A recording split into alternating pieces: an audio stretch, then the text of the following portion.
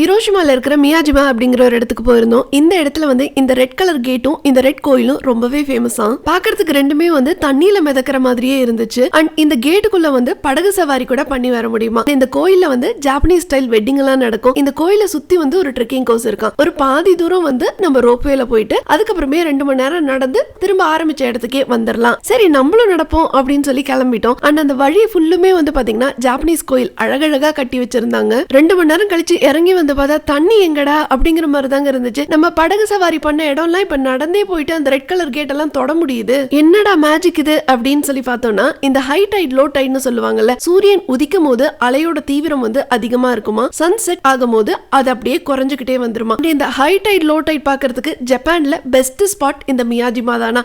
அப்பாடா நம்மளும் பார்த்துட்டோம் அப்படின்னு சொல்லிட்டு ஹாப்பியா ரிட்டர்ன் ஃபெரி எடுத்து இங்க இருந்து கிளம்பிட்டோம். அண்ட் இந்த வீடியோ உங்களுக்கு பிடிச்சிருந்துச்சுன்னா மறக்காம நம்ம சேனலை சப்ஸ்கிரைப் பண்ணிடுங்க. தேங்க்யூ.